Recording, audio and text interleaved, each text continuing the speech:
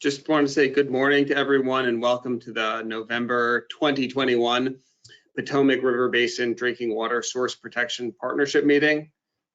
This will be the final meeting of the year and my final opportunity to chair this meeting, so I want to thank everyone here. We have a very full agenda ahead of us today with some really terrific presentations. And so with that, I'll introduce our first speaker. Sham is a vice president and chief scientist of Eastern Research Group in Lexington, Massachusetts. Over the past 3 decades, he has worked extensively in drinking water protection and water quality issues. He provides technical leadership and advice on scientific research and policy development issues such as source water protection, impacts of wildfires, nutrients, and stormwater on water quality, effective utility management, and aquifer storage and recovery. He is an active member of the American Water Works Association and is currently the president. He received his BA from the University of Regina in Canada and his MA and PhD from the University at Buffalo.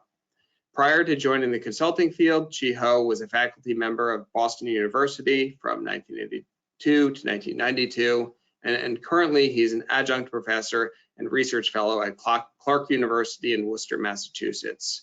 He'll be presenting today on revisiting the 2012 Source Water Protection Vision and Roadmap for U.S. Drinking Water Utilities. So, Chao. Oh, thank you so much. I hope that you can see my screen. Yes, okay. It's coming in clear. Okay, great. Thank you.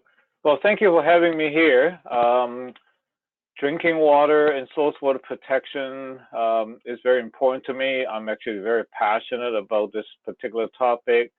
Part of the reason why is that as I was growing up in Hong Kong, at that point it was still a British colony, that my mom issued boil water order every morning, and also at one point during a severe drought, we were getting 4 hours of water over 4 days. And so drinking water and also the protection of our water supply has always been very dear to my heart. So I'm going to be sort of sharing what I have learned over the past few decades with regarding to this particular topic, source water protection. And when Christy was asking me to speak about this topic, given the fact that you folks are working on drinking water source protection as a partnership, and that's really wonderful. And I just want to sort of go back to one of the projects that I have worked on and go back and take a look at what we have done over this time period. So the project that I mentioned is the 2012 Source Water Protection project for the Water Research Foundation, and it is still available on the Water Research Foundation website. And actually, we have made that project, their product for that project, available to everyone. That you're not supposed to be have to be a subscriber to the Water Research Foundation before you can actually get that information. But if you have difficulty getting that, please let me know. I'll be more than happy to share with you. So that's project 4176, and it was conducted during 2011, and then the publication for that particular project was made available to the general public in 2012. So in a sense, it is 10 years ago. So what I want to do is to go back and take a look at, within this past decade, what have we done, and are we doing better? So part of the reason why, of course, why we are doing this is that, even just over the past decade, we have seen there are a number of contamination incidents relating to our source water. Some of the more famous one, of course, is the Elk River spill in West Virginia. And then, of course, we also know about the microcystin contamination of Toledo, Ohio. We have massive tailings spill in Canada. And also at that time, we still called PFC, the perfluorinated compound, that's including both PFOS and PFOA, and in Hoosier Fall, and which is subsequently also found in Manchester, New Hampshire, Cape Cod, Massachusetts, back in 2015, 2016, and now, of course, we know that this group of chemical is PFAS, and it is found pretty much everywhere. So, those are all kind of the challenges that we are seeing in our source water. And of course, a lot of folks don't quite understand how they got the drinking water. And of course, the raw material that we're using is indeed source water. So if we have contaminant in our source water, it will gonna cost us more to treat the water before we deliver to our customer. And also sometimes, when we have these emerging contaminants such as PFAS, the cost to deal with these contaminants could be quite high and also quite challenging. So that's a part of the reason why I like the topic about source water protection. It's really more of a preventative approach, which of course does have its drawback. So let's keep on moving on. We can see is that, to me, source water protection is a key component of any of the water utility that want to be sustainable. And of course, by protecting our source water, we will reduce the uncertainty related to water quality and treatment issue in the future. It also, by making sure the contaminant is not in our water supply sources, so we can reduce chemical and energy use. And that also translates to enhancing our public trust. Now, the challenge, of course, is that it is very difficult to quantify immediate benefit because most of the effort that we put into source water protection is in long term. Some people actually coin the phrase that source water protection is like running a marathon. Well, to me, it's actually beyond running a marathon. It is more like a long distance relay. We got to move from one group to another group to sort of work together to make sure that we do get the optimal result for protecting our sources. And also another big challenge is that it is very difficult to prove the absence, given the fact that if we do a very good job in protecting our source water and there's no emergency and we know how reactive this society has been, and in that case, it's very hard to demonstrate that by protecting our sources, that indeed we are getting a lot of the benefit. Sometimes, people equate that to vaccination. You put in vaccine, there is no illnesses, but does that mean that that particular agent or the virus or bacteria just is not there? So that is really, in a sense, a big challenge for source water protection. So the purpose of today's talk is that we want to go back and take a look at what we said back in 2012 in this Water Research Foundation project 4176. And then together we can look at some of the progress that had made against some of the recommendations that we made at that particular report. And then also want to see what might be some of the additional effort that we can also work together to advance source water protection in the US. So again, back to this old report. So the first few slides that I'm going to be showing really have to do with really a little bit more historical. So sometimes you will see is that state might not be true, or at least not true to 100% because it is historic in nature. So first of all, when we were working on this project, we're working with a group of water utility and and also other folks that we did survey on.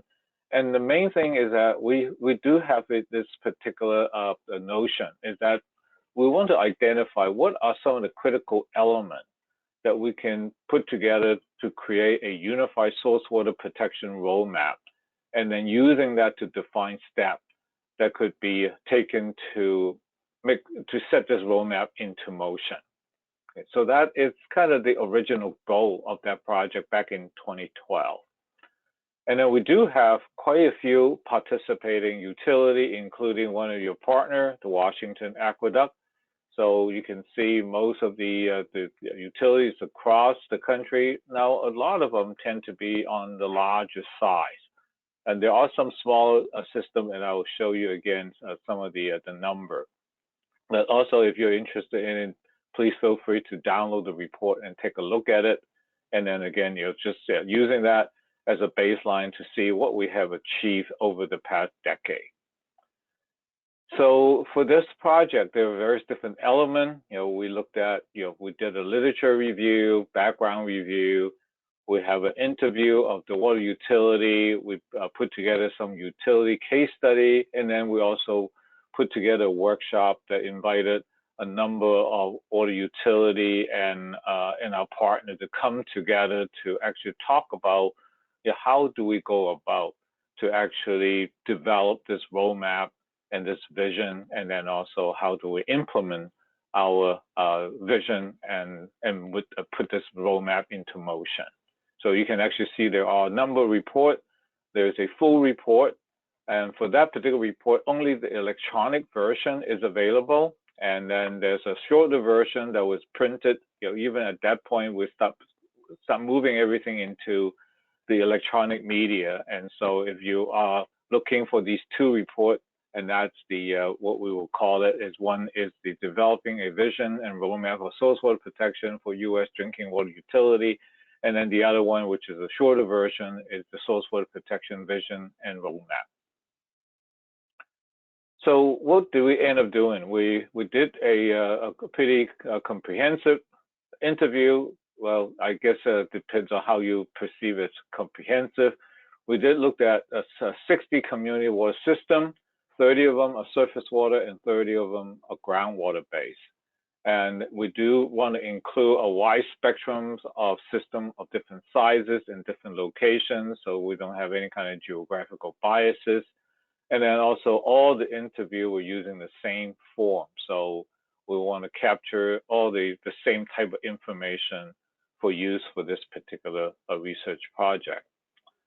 And so also we develop a number of case studies. We go back and actually talk to some of the utility, and you can see the size of the utility ranges quite a bit, all the way from a very small system at the Meredith Water Department in New Hampshire that serves 1,367 folks, all the way to the largest, of course, in this country is the New York City Department of Environmental Protection, serving the city of New York at 8 million people, at least at that particular time. So we do want to provide some case studies to see how they were doing. Now, these case studies obviously now is 10 years old, and so I think it will be time, if there are resources available, to sort of update and see what we have learned.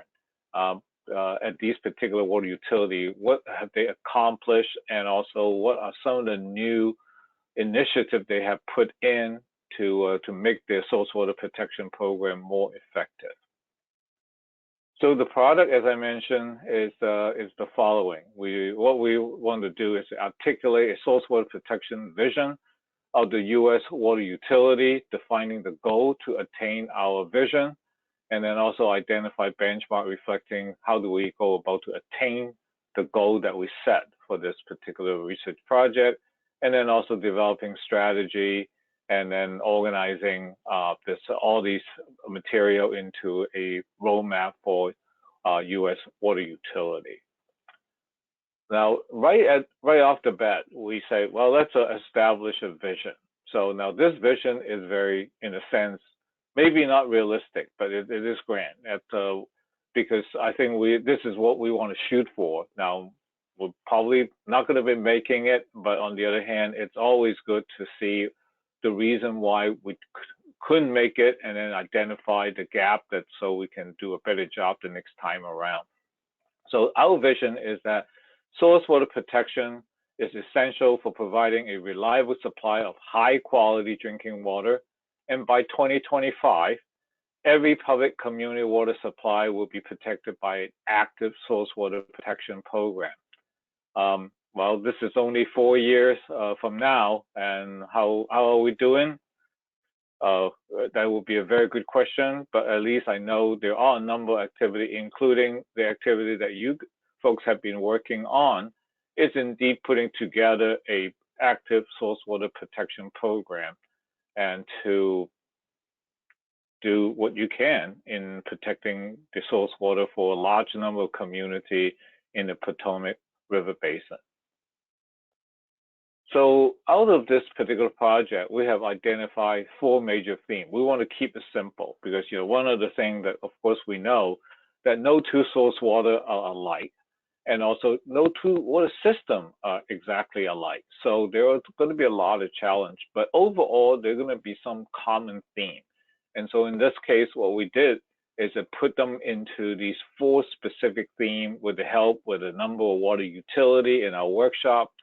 And they are, like I said, we try to keep it relatively straightforward so everyone can see it and understand what might be some of the challenges they are facing and what can they really do about them. So I want to go back and take a look at what we have said about these 4 themes, and then we'll dive in a little bit deeper to see what else we are doing right now to help in achieving our goal. So the 4 themes are raise awareness, enhance coordination, provide support, and increase recognition. And actually, even up to this point, I think these themes are still valid.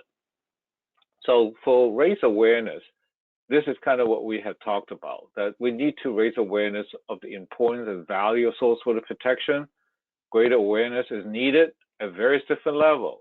At the utility level, because at that point, what we've noticed is that some of the utilities don't even quite understand what is source water protection. Sometimes they say, oh, isn't source water assessment is source water protection?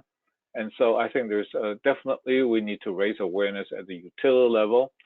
And then also need to raise utility at the utility and their management, because we need to demonstrate that there is value. When you a manager of the water utility, you will look at what is the cost, what is the benefit, and then how do we go about to see that there is indeed value added by doing source water protection.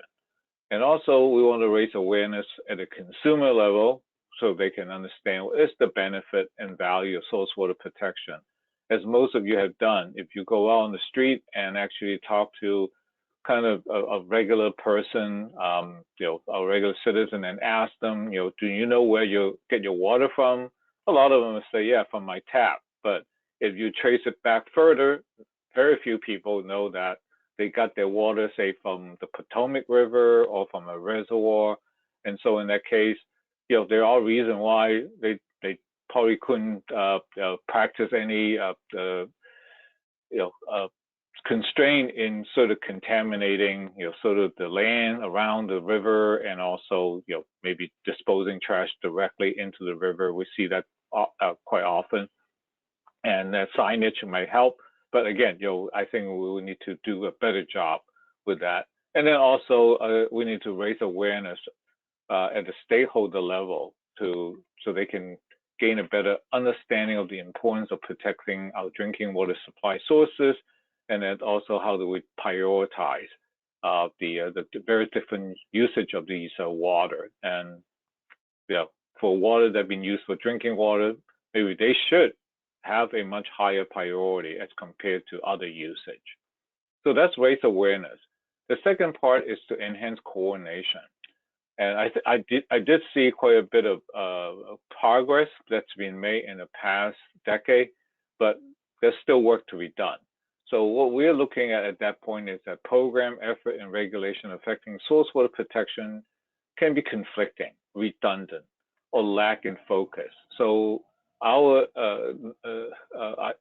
suggestion is that we need to really enhance coordination at a very general level across all relevant operational and stakeholder group, and also even looking at the statute, looking at between the Clean Water Act and the Safe Drinking Water Act, and how the regulator, both at the state and the federal level, can actually work together to look at more effective use of the regulation.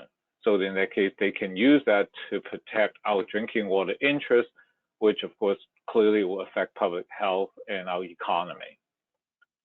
The third part is to provide support. And I definitely see quite a bit of traction on this one at this point, especially with the 2018 Farm Bill, the passage of the Farm Bill that allocated some funding relating to source water protection. And most of you are familiar with that. is that in the 2018 Farm Bill, there's a provision that say no less than 10% of the conservation title funds will have to be used for source water protection activity. Now, granted, most of that fund will go to the farmer, the forest landholder, and that's against what we now call the producers. But again, that is a lot more financial resources that we can actually get. And we have to be more creative. And there are a number of water utilities that are doing a very good job in actually finding a way of using that kind of funding. And some of it, you can probably do some research on the U.S. Department of Agriculture, the Natural Resource Conservation Service website, looking at how they would funding under the Regional Conservation Partnership Program or the National Water Quality Initiative. All of that type of project is now benefiting source water protection. So that's a very positive step. So how do we go about to provide support? And again, you're back to the historical document. We'll see is that we definitely need a greater support. And now we've got the USDA, but what else can we do? Well, we need to get experienced water industry peers so they can help and other less experienced folks to implement source water protection program. And actually AWWA and its partner through the Partnership for Safe Water is working on a program they're looking at protecting source water. And part of the reason why I actually have to leave early, slightly early, is to actually be a part of that op show, which is the operator, the event that we are putting together to celebrate what's going on with all our operator. And then also we will have another event looking at the Partnership for Safe Water and Partnership for Clean Water. The other partner that we need is to get funding from the state and federal agency. As I mentioned early on, we do see some of the activity now ongoing. So we do need funding. Without funding, it is really hard to implement some of the program. And then also we need support from municipal officer that they can influence public support and also provide, again, financial support to source water protection activity. And of course, we need to make sure that we got support from our customers. Since 80% of the water system in the US is basically publicly owned, that means the customer is really indeed the one that is funding the various different activities. So if they decided that they can put some funding onto source water protection, that actually will help. And a number of utilities are able to do that. One of them is Beaver Water District, and I know a number of other utilities have implemented a program that part of the water rate, it's actually being used to help in protecting source water. So those are all really positive things that we have seen. And then the last piece, the fourth element, is to increase recognition. And so in this case, the issue and effort related to source water protection should be acknowledged and make it more publicly available to everyone. Successful efforts should be praised more frequently. And that is something that's very important, that we need to raise the awareness and also in this case, really increase the recognition of the great work that has been done on source water protection by organizations such as you. So that's really kind of the full component that we looked at. So now we're going to go turn over and take a look at what are some of the obstacles and what we have done with regarding to these four themes. So raise awareness, you can already see there are some of the obstacles that for water utility, there's sometimes a lack of awareness, but I think now we're gaining a lot more awareness, so that is one of the outcomes. And that's also, there's a lack of awareness of the importance of source water among stakeholders outside of the water utility, and they don't quite understand how water utility work. So if something happens, they tend to quick to blame it's the utility issue. It's not necessary that it's a force outside of the utility that can cause the problem. And also, like I mentioned early on, it is very difficult to ascribe a value to source water protection. So we have a number of recommendations, and then we can see there are some of the outcome. You know, I want to make sure that I'll make these slides available to everyone, so you can maybe dive into this a little bit more, and then later on, if you have any question or if you want to figure out how we can work together, you know, please feel free to reach out to AWWA and myself. So the first one is to increase the use of regional and statewide organization for increasing awareness of source water protection for water utility. And at that point, we do see is that the formation of collaborative, both like the Potomac Drinking Water Source Protection Partnership, that is a collaborative that we can work together to really raise awareness. So what we do see is that there are a pretty good increase in these the formation of these collaborative, and you can see some examples listed in the green part of this slide. And but we do want to keep on expanding it, because I do see is that in our project we looked at, there is, you know, when you look at source water protection, there's both a top-down and bottom-up approach. And I think for source water bottom-up, it's really much more effective. And so I think, you know, building grassroots activity and group, it's going to be one way to accomplish source water protection and raising awareness.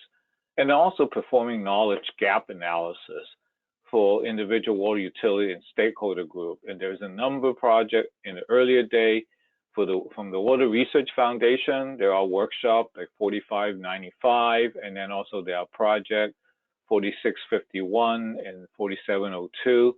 These are all projects that are related to source water protection.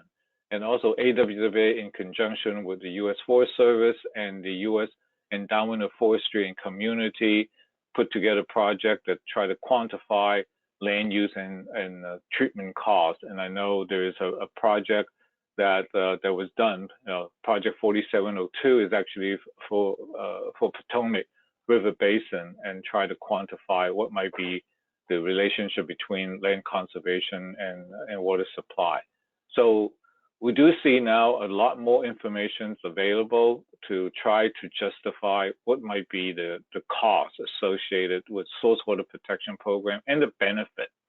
But again, there's a lot of local factors.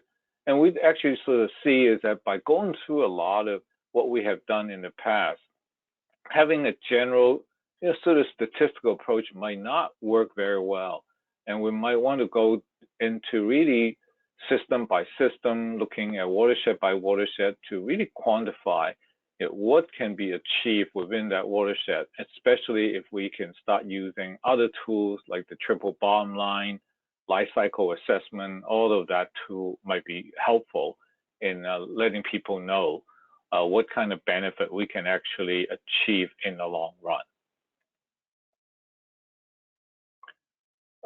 Other things that relate to raise awareness is that we would like to take a more of a proactive approach with the media. And again, you know, I think as a water utility, our traditional way of thinking is no news is good news, but that not necessarily is always the best approach in dealing with problems that we see.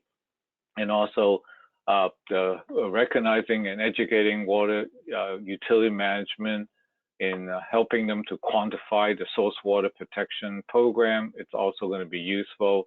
And again, you can see is that the Water Research Foundation and the Water Service Association of Australia had done a project, the 4570, for the Water Research Foundation project. It could be very useful. Other work that has been done at the water utility level, Beaver Water District in Arkansas have conducted a economic feasibility analysis, and that is being used to justify, you know, the costs associated with source water protection. And also they use that information to help them get a pretty large the Regional Conservation Partnership Program funding from the U.S. Department of Agriculture. And of course, AWWA continue to work through the Source Water Protection Committee in developing toolkits for justification and also performance metrics tool to help in looking at are we effective in actually implementing our source water protection program. Our line at this point is that I think we can still do more. We can make these tools more easily available, especially to smaller systems. And these are things that we would like to continue to work on. And then also the last part on the raise awareness is really sort of repackaging available information on the true value of water. And there are a number of TAM. We're looking at what is the true value of water. I think one of the challenge that I definitely see is that water is very inexpensive. And when you are basically paying a penny a gallon of water, people look at it as, well, it's maybe too inexpensive for me to care. And so I think we do need to look at what is the true value of water. And we just couldn't keep on looking at water as something that come to your house and and you don't really necessarily looking at what the work that has been going on to actually keep it affordable and also safe. And the notion is that we have many organizations that are working on this. It might be a little bit too fragmented, so we need to sort of work together to make the message more consistent across all stakeholders. And there's a second part of the roadmap, we will say enhanced coordination. And again, this is more the historical statement that we do see ineffective existing regulatory framework to protect water supply. And there's no one to coordinate or lead the charge on source water protection, again, because of the nature of how water is being managed in the US. We do see is that there's quite a bit of fragmentation. And I've always been reminded is that, there are somewhere around close to 28 programs at a federal level that have something to do with water. And each one of them has different objective and mandate. So it's become very difficult to try to coordinate that large number of programs. So what are some of it? I want to speed up through this portion, given the interest of time. That for the recommendation regarding enhancing coordination is that how do we go about to fix the gap to improve integration of the Clean Water Act regulation and source water protection, which is kind of under the Safe Drinking Water Act. And most of you also know is that source water protection, it's not a requirement under the Safe Drinking Water Act. It is really kind of like a recommendation at this point. Now, for some state, source water protection have been used to do as a kind of like pseudo requirement, or maybe even as a requirement to provide incentive to receive a loan fund or grant. But by and large, at a federal level, source water protection is still really a voluntary program. And so the Source Water Collaborative, which some of you know, and I know the Drinking Water Source Protection Partnership, part of the Source Water Collaborative, that they attended meeting quite frequently, that we are looking at how to go about to sort of break down some silo to look at the integration between the Clean Water Act and the Safe Drinking Water Act provision. And there are some challenging areas, especially when you start looking in area like the stormwater program, and how do we go about to work together to address stormwater issue. And then also at the state level, there are a number of TAM. There were a number of workshops that have been done at some state, places like Oregon, Ohio, that we're looking at, again, how do we go about to align the water quality standard under the Clean Water Act program, and then also how is that related to the Source Water Protection Program. And then also a number of organizations, including EPA and AWWA, has used innovative challenge to link water quality standard and source water protection. But again, those efforts tend to be a little bit limited. And again, it is not a requirement and mandate. So sometimes, when there are other resource constraints, these tend to, go to the back burner. And also we can see is that how do we go about to use the Clean Water Act to do a better job in protecting high quality source water resources. We do see there are some progress, and there are programs such as the Healthy Watershed Program that was managed by the U.S. Endowment for Forestry and Community, and they are pushing that ahead because in the traditional sense, under the Clean Water Act, I always complain about this, is that until you really trash a watershed, well, there's no money available to help protect that or to restore that watershed. So unless it's already trashed. So if it's a high quality watershed, very limited funding will be available. How do we go about to change that particular requirement is something that will be very useful. And then also we can see is that, again, there are some attempts at various different state level, Oregon, Ohio, Wisconsin, and Minnesota. They're all been looking at how to really modify some of the state requirement, whether it's using anti-degradation and other regulation under the Clean Water Act to protect high quality drinking water sources. And then also, how do we go about to use some funding available under the Clean Water Act? And I know there are quite a bit of progress under section like 319. But again, probably we can do a better job through better coordination. And then also other regulatory program under the Clean Water Act could be more effectively used, whether maybe through the Clean Water and Drinking Water State Revolving Fund. And then again, I mentioned this already early on, that the USDA, the Natural Resource Conservation Service Fund for Source Water Protection in the 2018 Farm Bill, which of course is going to be, we're looking at kind of the renewal of that particular bill, and it will be the new act. How can we really even enhance what we have done? Like some of the suggestion we're looking at is that can we go about to use some of the funding to help planning and implementing the program rather than just all the money will go to the producer. Like that might be something that we will have to really work at the legislative level to make that kind of change. And then also making sure that we do look at various different type of program that already exist. I know in EPA, they have the DWMAP, which is the Drinking Water Source Water Protection Mapping Program. And there are a number of projects that have been done also by the Water Research Foundation, that these efforts also going to be helping in moving the assessment, which I earlier mentioned that some of the water system will confuse that assessment is equal to protection. We keep on saying, well, that's really not exactly the same. Assessment is a good first step, and that will tell you what kind of problem you might have, and really ultimately you want to come up with a very comprehensive protection program. So we also at the end will think about is that whether there might be some kind of a central coordination is needed, again because of the fragmentation of the water program in the U.S. Are there ways that we can actually do a better job by having one organization or one person? When I say one person, it's really not a single person. They may be as a small group of folks that can really work together. Kind of their job coordinating at the various different level, all the way from the national to the local level.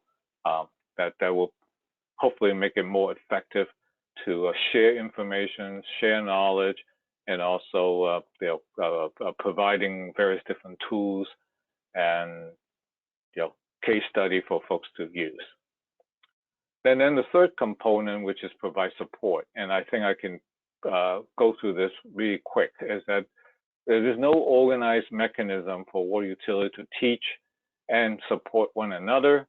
And I think hopefully we can go in through like the partnerships for safe water and other equivalent program, we can do a better job. And also utility personnel do not sufficiently understand the impact of various different contaminants on source water quality.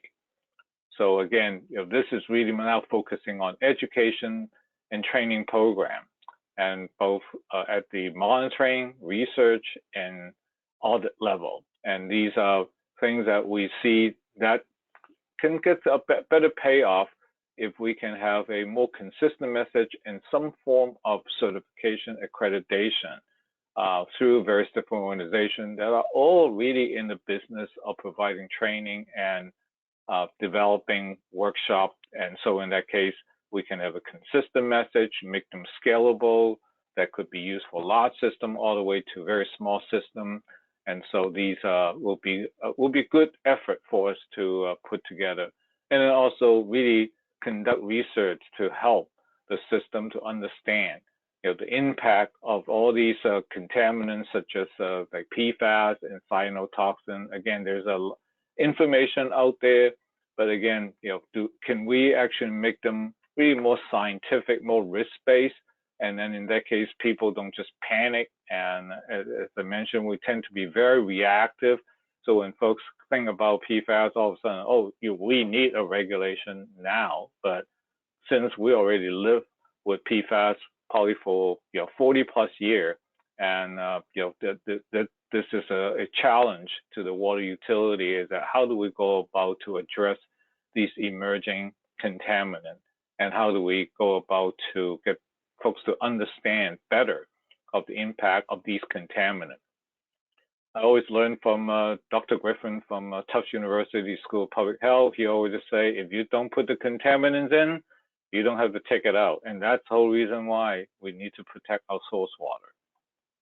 And then also there are other mechanisms, how to develop a framework. Some of you are aware that the AWWA do have a standard for source water protection, and that's called the G300 standard. It's a water utility management standard. So we have the standard, and also we have a guidebook to go along with it. And that is indeed the only standard right now that exists at this point. And instead of developing multiple standards, how do we go about to have a bunch of organizations come together, unify under this particular standard, and just really keep on promoting the standard, and the message that go along with this particular standard will be helpful. And then also we should really start thinking about providing the guidance to all these different emergent issue. And again, we have all these different contaminant issue, and also on top of it, we have other issues like the pharmaceutical product and the personnel care product, all various different type of microbe. We all know EPA is working on the disinfection byproduct of rule, the revision of that. We also can see spill, kind of like the Out River. We obviously know about security issue as related to terrorism, and of course, something that's having a lot of people talking about is how the climate change is going to affect our source water, and all of that need to be factored into some kind of guidance for us to really help. And then the last piece is about increasing recognition. There's really not a lot of recognition that we have provided to source water protection effort, and we need to do a better job. So what are some of the things we have done? One of the things that I think we could do better is really couple that with the effective utility management. This is, again, it's a group effort. How do we go about to put source water protection, the standard, into a effective utility management framework? That will be one thing that could be done. And actually will not require a lot of resources, really about acceptance.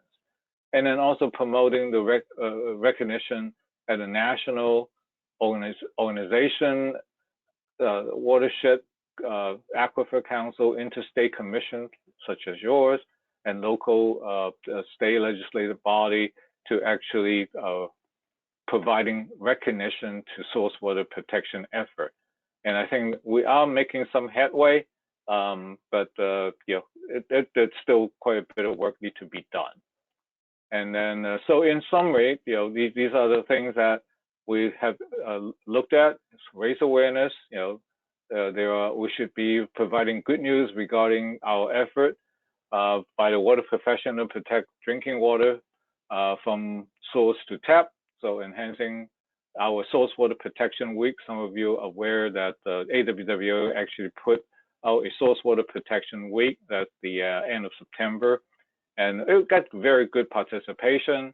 And some of our partners, including like River Network and the Clean Water Action, they are all part of it. EPA also put out quite a bit of announcement. So I think raising awareness is going to be helpful. Enhancing coordination, maybe develop some kind of source water protection summit to maximize what we have done across different programs. And that will also be very helpful, using organizations such as yours, the partnership, we can do a better job in coordinating. And then providing support, leveraging funding and coordinating, prioritizing at various different levels, and try various different creative and innovative way. And then also the last piece is, again, increasing our recognition, celebrating the work that has been done by water utility and collaborator to protect our source water and public health in a sustainable and resilient manner.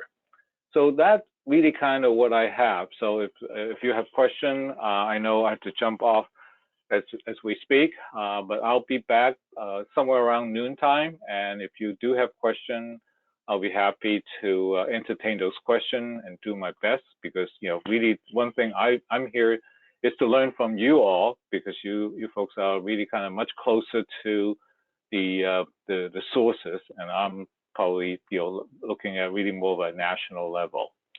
So thank you for having me, and Christy, I guess I can turn this back over to whoever is the moderator. Yes, Greg Bush, our chair, will take back over. Thank you, Chao, and we'll see you again a little afternoon. Great, thank you, Greg. Thank you. All right, we'll move to our next presenter right now, which is Steve DeRidder. Steve DeRidder is the Superintendent of Operations at the Berkeley County Public Service Water District. He has 21 years of experience in the water industry. Steve holds a degree in environmental science from Blue Ridge Community and Technical College and a certificate from the Office of Water Programs at California State University Engineering and Computer Science. And he serves as an adjunct professor at the Blue Ridge Community and Technical College.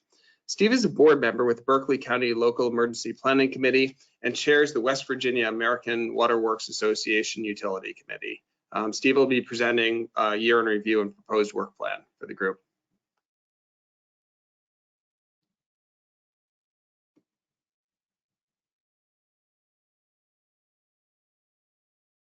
I think you might be muted, Steve. Okay, morning. Sorry about that. Thank you all for asking me to go over the year in review. I really appreciate it. And we'll just get started. Next slide, Christy. So we have 10 government agencies that are all part of the DWSPP, 15 water suppliers. The committee for the government is SIAD. And for the water suppliers, the chair is Rudy Chao by Washington Aqueduct. There are over 100 representatives, and it covers square miles of 14,670. Next slide.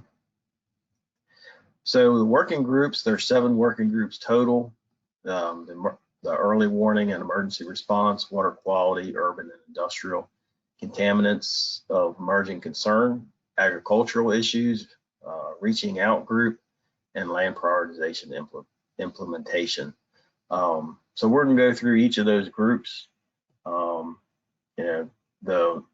The groups are, the members have, all participate in the group and keep the groups working, and they do an awesome job. If you're not part of a group, I encourage everyone to pick a group that you would like and get with one of the chairs. You'll see the chairs' names on the slides. Christy, next slide. So the early warning and emergency response group, next slide. So what they've been working on is they have cooperated with the water quality work group to update the spill plan and conduct the communications exercise and the Occoquan spill exercise. They have contacted firms about booming capabilities and interest in presenting to the partnership. They have updated the monitoring and alarm capability spreadsheet, including alarms and toxicity, at Fairfax Water. They have also worked with COG Water Security Monitoring Group and the USGS on additional sites for sondees, and the point of rocks location is up and running. So that's good news. Next slide. So for the water quality work group, the activities for 2021, they worked on the spill response plan for utilities, and that has been completed. The salt monitoring locations, which is ongoing, HAB monitoring locations, submerged aquatic vegetation monitoring locations. For knowledge sharing, the spill response plan webinar with the EWER work group, that was in August of 2021, and collaborative with other work groups, Spills IO communications exercise, and with the EWER work group in August 2021. Next slide. So what they're working on in 2022, so they're going to continue to work on water quality monitoring done by utilities for salt, HAB, and SAV monitoring locations. And for sharing knowledge, explore emerging water quality issues and their sources, participate in webinars and work groups on water quality issues. As appropriate, sponsor information sessions on water quality issues. And their collaboration with other work groups will relate to water quality issues, update the spill response as needed, and then also a spill exercise and related activities. That's always a very good exercise, and I encourage all utilities to join that group along with any of the government and then the other entities. Next slide. Urban and industrial issues. Next slide. So the urban and industrial issues, their activities for 2021, they work with the MPDES facility renewals and other discharge issues. So they've been working on the Allegheny Ballistics Lab in West Virginia, Pactive Plastics in Virginia, Fort Detrick, Maryland, WMATA Silverline in Virginia, Procter & Gamble in West Virginia, and Virginia WQS Trinal Review in West Virginia.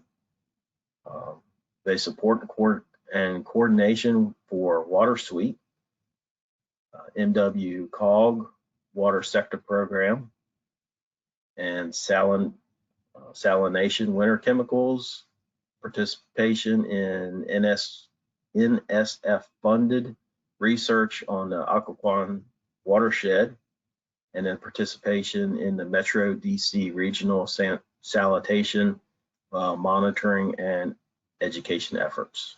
Next slide.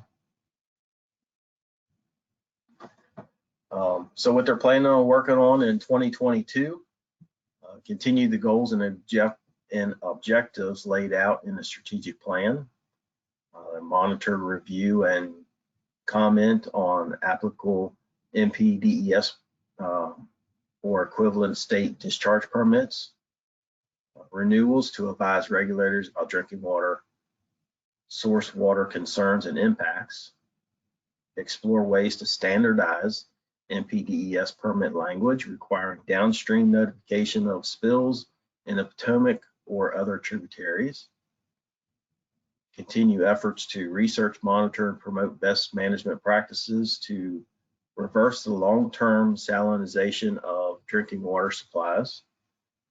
They're also working on prioritizing urban and industrial entities with whom to begin a dialogue on source water protection issues. Also, as applicable, track all information related to facilities of significance using water sweep, source water protection, the GIS tool. Next slide. Emerging contaminants of emerging concern. Next slide. So there's been a lot of activity in this group. We just finished up the UCMR4 quarterly summaries of the Potomac Basin water utility monitoring results were prepared and distributed after each EPA release. Patterns of contaminant detections, HA5s and manganese, non-detection, cyanotoxins, and germanium were summarized with statistics. PFAS is always a big issue. A new subcommittee was convened and has met a few times. Various aspects of PFAS occurrence monitoring and sources, largely in the Potomac Basin and nearby region, have been identified, and subcommittee members are locating and compiling information and adding findings to the new secure same page resource where DWSP members can review them. In addition, state and national PFAS issues, including fate and transport, UCMR5 is going to be coming out soon, research legislation and regulations, MCLs are being tracked. And then there's also HABs and cyanotoxins. The work group tracked harmful algae bloom on the Potomac in July, as well as the Shenandoah River in July. That continued into August. In addition to determine the algae and cyanobacterial in origin, tests for cyanotoxins were run and results were shared via in the spills group's email distribution. Next slide. So they also worked on microplastics. They formed a new subcommittee, which has met multiple times. After considering what aspects and issues of microplastics pollution may be important for the Potomac River and for drinking water, it was decided to convey a workshop webinar to hear from national and international experts. The Microplastics Webinar was held October the 12th and drew an audience of over 85 people from around the country. The subcommittee will continue to meet and track local and regional efforts, including a planned pilot monitoring study that ICPRB has received funding to conduct in 2022. They're also working on endocrine disrupting compounds. The work group has been tracking EDC issues in the Potomac River Basin intermittently for the past 15 years, including hearing from Hazen and Sawyer on a funded study of EDCs several years ago. An update on the final project findings were presented at the quarterly DWSP meeting back in May. Next slide. Agricultural issues. So what they've been working on in 2021, their strategic goals, understand how DWSP can contribute, identify and collaborate with standing groups, leverage activities of other organizations and programs, bring grant money to farm producers through funding programs. In 2021, they worked with in Maryland, the USDA funding through Maryland NRCS for ICPRB to prepare planning phase assessments. In Virginia, collaboration with Virginia NRCS professionals, EPA assisting in refining source water priority areas for 2022 funding. They applied the land use tool, evaluating opportunities upstream of the Potomac intakes. In West Virginia, they submitted application with 8 technical, conservation, and government partners for NWQI funding, and they're expecting results in December 2021. And then they're also working with AWWA to develop understanding of USDA and Farm Bill funding programs for the source water protection. Next slide. The Reaching Out work group, 2021 activities and accomplishments. They created a 2020 annual report, stated a monthly members only newsletter to keep members up to date on the DWSP member and work group activities between the quarterly meetings. They created a special newsletter and shared social media posts celebrating the inaugural Source Water Protection Week. And they assisted other work groups with projects. So the member news drop is a very good letter that comes out. It's very informative. And then of course, register for your microplastics. Oh, that was back in 2021 for that presentation that they did. That was very good as well. Next slide. The land prioritization 2021 activities included the development of land prioritization tool that ranks partials, importance to source water. The LPI work group focused on the importance of marketing this tool to entities most likely to take advantage of it, such as land trusts and governments. The geospatial files have been provided to more than 12 entities, including land trusts, county governments, state government agencies, and EPA Region 3. Interested parties can learn about the tool by visiting the DWSP website. In 2022, ICPRB plans to make the tool available for online viewing. In summary, 2021 has been a very busy year for the LPI work group.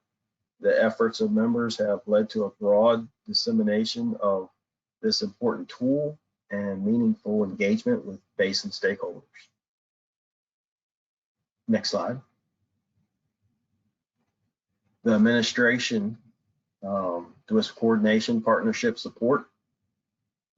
They have provided technical and administrative support to work groups, identify speakers and planning meetings, track issues relevant to source water protection and water quality, produce newsletters and other communications, financial management, and then represent DWSP to external organizations such as AWWA and our CS, Source Water Collaborative Network, and the end users of the DWSP land prioritization tool. Next slide. And that is it. They had a great year, and like I said, I appreciate the opportunity. Back to you, Greg. Great, thank you, Steve. I'm just going to introduce the next group of presenters from USGS. They've been working on a virtual field trip that they're going to take us along with ICPRB. So I'll introduce them, but after I do that, we'll just give you a summary of what the virtual field trip is going to look like. Okay. Roger Barlow is a physical scientist with the USGS National Geospatial Program, which manages the federal government domestic land-based mapping functions.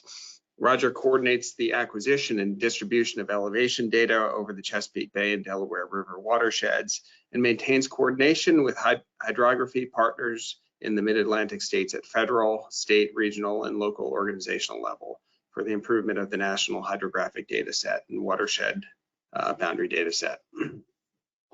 Jeff Danielson is a physical geographer with the USGS Earth Resources Observation and Science Center and leads the USGS Coastal National Elevation Database Applications Project, which focuses on the development of high-resolution integrated topo-bathymetric digital elevation models from both Lidar and bathymetric data sources. Danielson also leads inland bathymetry research for the 3D elevation program, focusing specifically on bathymetric Lidar system validation and inland elevation data integration. And third is John Young, who's a research biologist and the remote sensing and GIS lead for USGS Eastern Ecological Science Center. His research explores ways to represent aquatic and terrestrial habitats through new technologies including Lidar. They'll be presenting this morning on mapping of the Potomac River with topo-bathymetric Lidar. But before they start, Dr. Sherry Schultz from ICPRB is going to give an overview of the virtual field trip that they have planned for us. Thanks very much. I just wanted to give a little bit of background information to tie together what you're about to hear and to make sure everybody at this meeting knows that what's about to be described is your project. So this project was conceived of probably 6 or 7 years ago.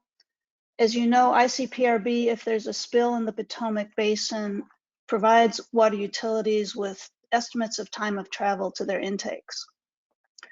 But we knew that our simple models, if an oil spill were to occur, wouldn't give us very good answers. What we needed was a two-dimensional model that could predict the fate and transport of floating contaminants such as oil. And the map on this slide in front of you shows one of the reasons why. It shows the northeastern portion of Colonial Pipeline's pipeline that carries petroleum products to cities in the mid-Atlantic. And many of you know that this pipeline crosses the Potomac River just upstream of most of our major water supply intakes that serve the DC metro area. So a two-dimensional Potomac River spill model is now available, as Dr. Seck's going to describe to you, and that's thanks to the support of many of you. The data needed for the model was collected in the fall of 2019 and 2021 by the U.S. Geological Survey and their contractors.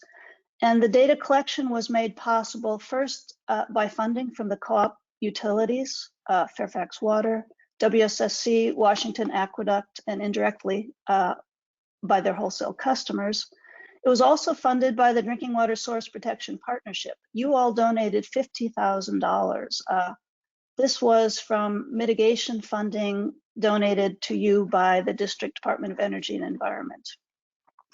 And finally, the U.S. Geological Survey contributed funding. The figures you see on this slide only tell part of the story. I think they only give the funding that was provided by the USGS to hire the contractor, the Lidar contractor, but they don't include the substantial resources the USGS donated to do their field data collection effort for data verification and quality assurance.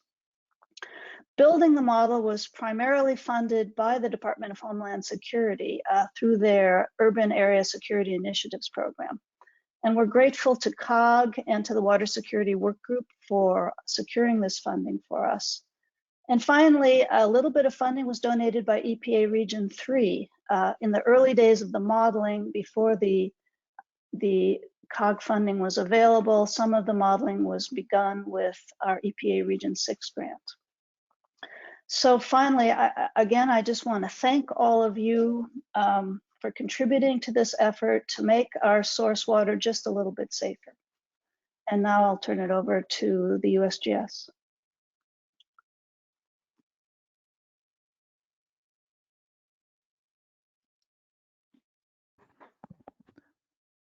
Good morning. My name's Roger Barlow. I'm with the USGS, as Sherry mentioned. And I'll wait for John to get the slides up.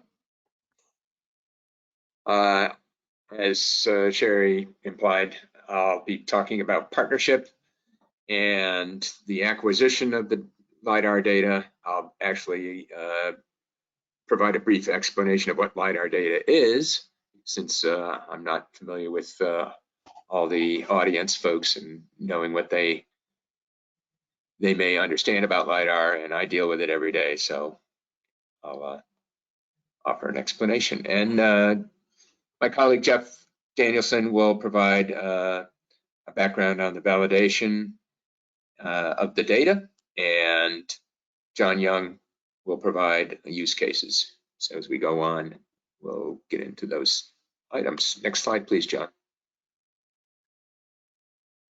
Okay, I'm trying to present to you. Let's see.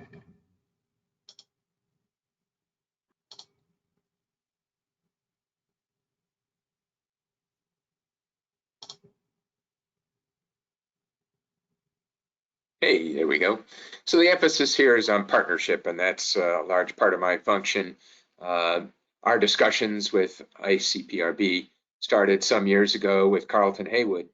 And at the time that we first spoke, we weren't quite ready to go ahead and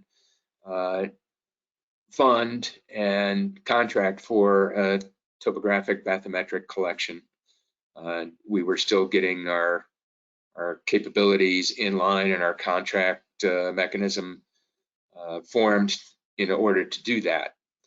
So a couple of years later, Sherry met with John Young, and then we were able to proceed because we'd already done a couple of projects before the Lower Potomac project was done. The Kootenai in Idaho and another project in Oregon, Klamath, I think, preceded this. And then we jumped in front of another project in Nebraska due to flow and weather conditions there. So this is the third of what is now a number of topobathymetric acquisitions. So as you can see here, we signed a joint funding agreement on September 11th in 2019. We have selected the fall, and particularly October was selected as the acquisition because of the contractor aircraft and instrument availability, the low flow parameters, which we like to collect in so that there's less water column to have the LiDAR penetrate. And along with low flow is typically clearer water. So those types of things are very important in order to get the best possible LiDAR returns, particularly in the bathymetric realm. Next slide, please.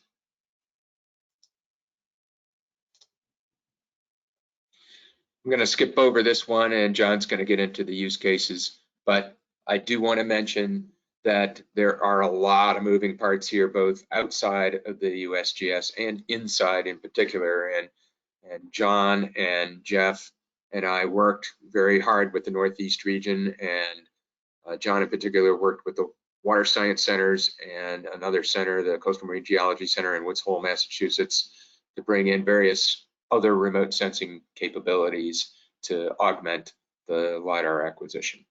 Next slide, please. So this explains the project. The first one that was flown in October of 2019.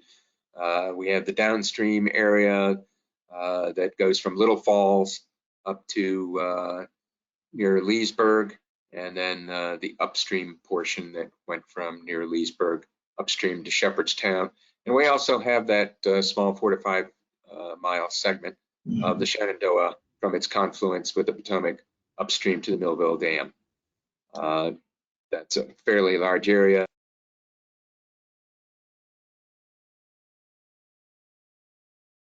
So in particular, the downstream acquisition was very challenging for flight restrictions,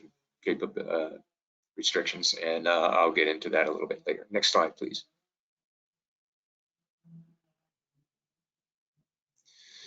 So when we get into flight planning, we have to fly in straight lines and then turn around and do parallel swaths, and the meanders of the river dictate how many flight lines that we get into, and then there's airport traffic that has to be looked out for, particularly from Dulles and national airports, and the lower part of the Potomac is the approach from to National Airport as it goes into around Washington, D.C. And when Congress is in session, they don't like people flying things there. So it presents problems, and because National Airport doesn't have nighttime operations, that is a really good opportunity to collect data down in that neighborhood. Next slide, please. Here's the diagram for a collection of the Potomac 2 project from Shepherdstown to Hancock. A lot more meanders to worry about here, and so they widen the number of swaths and try to collect them all in 9 blocks needed to flight plan here. And I will say Dewberry, the contractor, did a superb job of getting this all collected in one day. that is beyond almost everyone's expectations. Next slide, please. Just a typical view from Harper's Ferry, a few tubers in the water, and a very enjoyable area to recreate near. Next slide, please. So when we talk about airborne topobathymetric LiDAR, it flies typically at about 1,300 feet, and it is a laser, a green laser at 532 nanometers that is able to penetrate the water down to a particular depth, which is dependent on water clarity. And hopefully we get to the bottom in deeper areas, particularly in the pools behind Dam 4 and Dam 5. We had sonar being collected, and Jeff is going to talk more about that, but they reached bottom, and we are unsure as to if the LiDAR did in this area. Other areas in the first project, like Mather Gorge, I'm not sure the LiDAR reached bottom there either, but it collects really well along the shallow areas. And we also have the buffer, the topographic buffer areas, 100 meters on either side, and all the islands in the middle are collected. So this provides a really good flowway snapshot of the river downstream. You see the instruments that were used, the Captera and the Hawkeye for the first collection, and a brand new sensor called CSMIL, Coastal Zone Mapping and Integration LiDAR is what that stands for, the Supernova upgrade, which is what the Corps of Engineers use in some of their data collection, particularly along the coast. And you can see the number of points we're obtaining in the topographic realm and in the bathymetric realm. Next slide, please.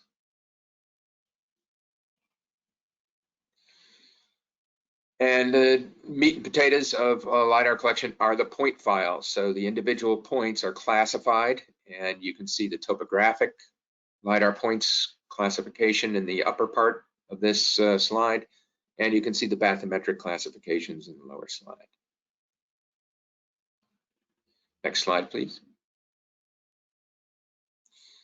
And here is a list of the deliverable items so that when we provide the data to ICPRB and all partners, that they can start to integrate it with their own data, particularly the ortho imagery and the bare earth surface DEM become very important.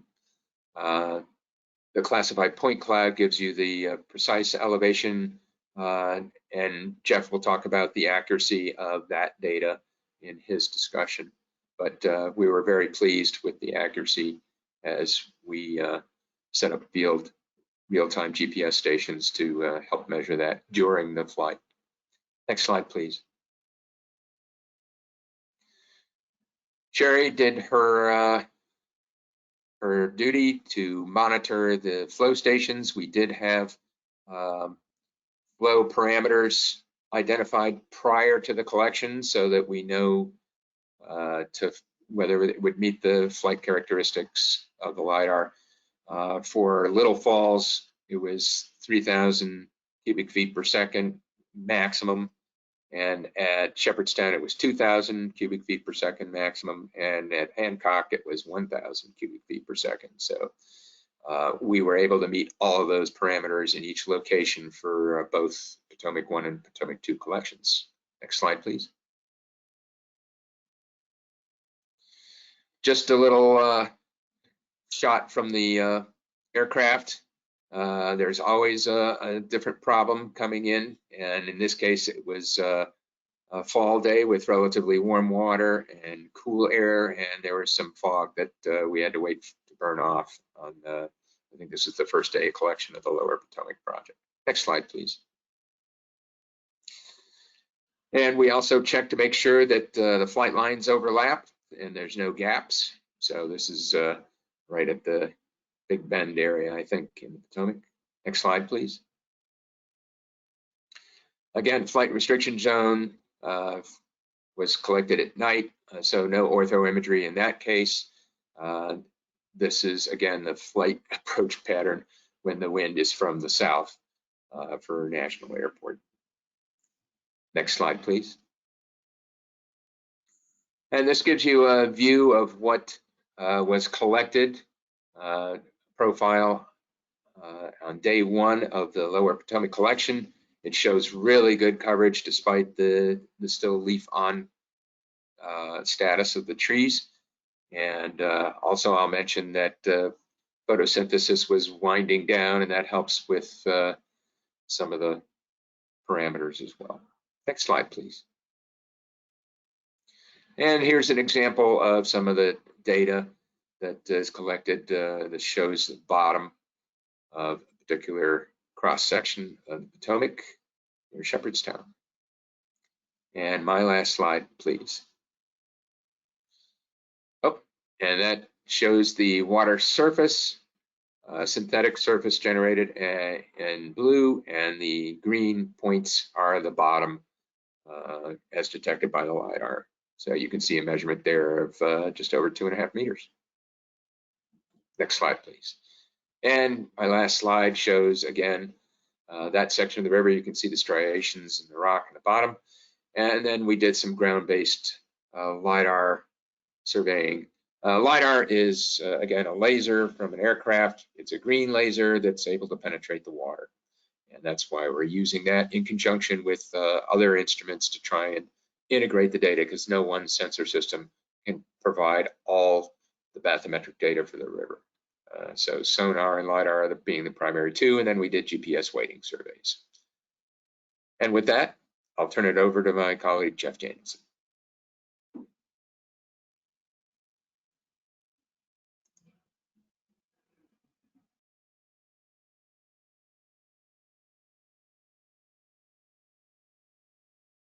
Good morning, everyone. Thank you, Roger. So within USGS, I lead the inland bathymetry research side of the house for the 3D elevation program.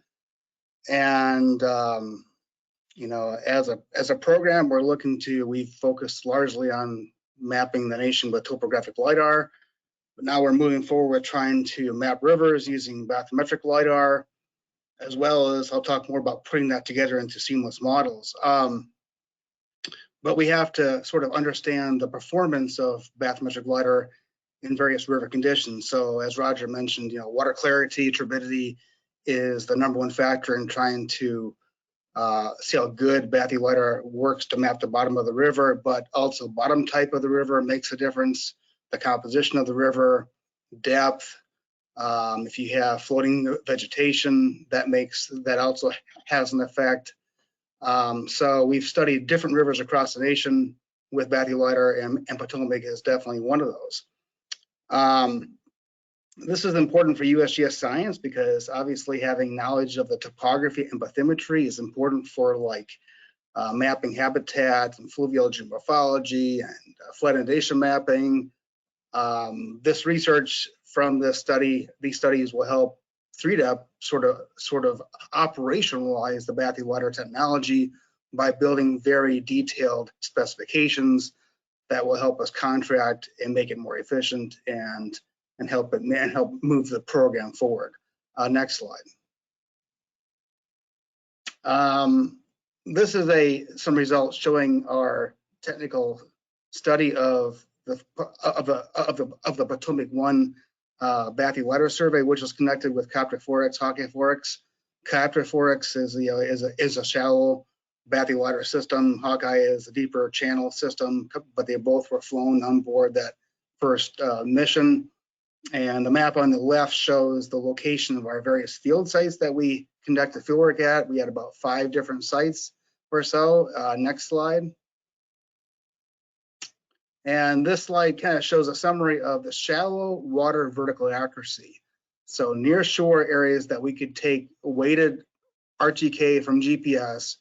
And you can see the first site was Brunswick Family Campground. You can see the various transects going across from bank to bank. And we actually got bank to bank coverage there, which is pretty amazing because the Potomac was very shallow. It was during a drought condition. Water was extremely clear, perfect conditions for bathy LIDAR, to be honest. The bottom wasn't that dark, had a lot of cobble, a lot of texture. The second site was on this map shows Millville Dam, which is on the Shenandoah. We also had Point of Rocks, White's Ferry, and Shepherdstown. So those were our various field sites where we had weighted RTK data. And the overall summary with hundreds of points is that the accuracy is very good. I mean, it ranges between 0.6 to 0.5 to 0.7 at Shepherdstown, but overall this was with under the 10 centimeter RMSE specification. So this is very good, I think, for shallow bathy lidar performance from that first survey. Everything's really tight with the 1-to-1 line. Yeah, I'm very pleased. The bias is quite low. So this is good news. Next slide. This shows an example of the deeper water performance, and this is compared against sonar. So we had our colleagues with the West Virginia, Maryland Water Science Centers with their boats. They came out and actually collected sonar data for us using multi-beam systems. And sonar is, for mapping rivers and mapping bathy in general, sonar is the best technology out there. Lidar second, and then satellite bathy's third. But for calibration and validation of bathy, sonar is by far the best. And of course, sonar is based on soundings, and it's a different remote sensing technology. But the accuracy of this data also was very good in the deeper areas. So we had 0.7 at Shepherdstown, and we had 0.5 at Brunswick, and White's Ferry was actually at 0.45, which is quite impressive for, I think, White's Ferry. We had over 9,000 points at White's Ferry from the sonar mapping systems. Very little bias in this data, so it's so that's good. From a vertical accuracy standpoint, these two systems are very accurate. Next slide. This shows an example of research that we're doing within our program, our project, I guess, where we're trying to estimate the accuracy of the point cloud from very specific targets. So you're seeing in this graphic here where we have fence posts set up and we have caps on them, and these caps are very bright, they're reflective, and we measure the tops of these caps using a total station. So a very accurate field survey measurement system, and we can compute the XYZ coordinate on top of the center of that cap, and then we can compare that coordinate to the airborne lidar data, and we can accurately describe what is the X, Y, and Z position of that point on top of the cap. And from this accuracy analysis, you're seeing down below compared to 29 targets, the X, Y, and Z. So what's typically most vertical accuracy assessments are done strictly on the vertical, but these next couple of things are showing how we're actually analyzing it in all three dimensions spatially. And what you're seeing is that in the horizontal, it's actually quite good. I mean, it's very, very tight. And the vertical accuracy of the point cloud, once again, it's around 0.6, which is also matching up to what we're seeing with the sonar and all the RTK measurements as well. Next slide. This shows an example of how we're doing our current research with trying to look at all three dimensions. We actually take our ground-based LiDAR, which is the terrestrial scanner, topographic LiDAR, and we scan buildings with multi-plane. So this is the White's Ferry building, and it has multiple planes. We could actually, and the graphic on the right here shows this red boundary, which is the intersection of one plane. And from that point where it meets, we can compute the X, Y, and Z, and then we can compare that point to the airborne LiDAR data. And once again, you're seeing as we compare this plane data to the airborne data, the accuracy is once again very good. I mean, I think the Potomac data compared to other surveys we've done is very tight. I mean, very, very pleased with the performance of the Copter 4X and the Hawkeye 4X systems. Next slide. So now I'm changing over to our most recent survey. This shows the flight lines. Roger showed this graphic of the 9 blocks formed by seasonal supernova. Next slide. This shows examples of field data that we collected as part of a team. So it was Eros, and we had folks from the Maryland Water Science Center, West Virginia Water Science Center, John Young and Roger Barlow, and everyone was out there helping us to collect field data. And this shows not all the weighted GPS data, just parts of it. I mean, we'll show more later on, but this shows one graphic from basically Dam 4, both from the Maryland and the West Virginia sides of the banks, where you're seeing us going from the shore into the water, collecting this near shore critical validation data. The next graphic shows Hancock, Maryland, which is the furthest upstream site. And we got really nice coverage of weighted data there. In fact, once we bring in more of our data, we'll have even more coverage and almost complete bank-to-bank coverage in some of these areas. Next slide. I thought the conditions on the second survey weren't quite as good as the first survey. Water levels were higher. They weren't quite as low. Clarity was, on the day they flew, I think clarity was pretty good. I think it was clear back in 2019, but water levels were just lower too. This graphic here shows our furthest downstream site, which is NCTC in terms of validation data. So this is where we got some nice transects on both sides of the boat ramp there. And finally at the Williamsport, we got data up from the boat ramp around the islands, and then we also got data in the creek here, as well as down by the boat ramp. So we have a nice spread of validation data from our weighted RTK systems that we can use for our next accuracy assessment work. Next slide. Now we also got some really beautiful data taken from our ground-based LiDAR system, and we'll be happy to share this data also, because we publish all of our field data as part of our work. And so we've already published all the ground-based LiDAR data, all the GPS data, all the sonar data from our previous 2019 work. But going forward, we'll be able to publish this data as well. And this shows an example of our ground-based LiDAR, a color image from the system of the point cloud from the C&O Canal Dam 5 site. And we'll be able to use features from this scan to compare for 3D accuracy. For example, these linear concrete walls here, we can use that to look at linear accuracy from the 3D point cloud. We can use pieces from this bridge. And we can use parts of the rock wall here from the actual dam itself. So all those features can be used for us to help compute through the 3D accuracy of the seasonal LiDAR data. But also, I mean, this type of mapping using a ground-based LiDAR also gives you a different perspective of, for example, the sides of the canal and features like that. So, this type of output would be useful probably to the Park Service, but maybe to all of you. So if you think about how this data might be useful, we can definitely share it. Next slide. This shows the I'm gonna butcher this name. Kanakachik Aqueduct.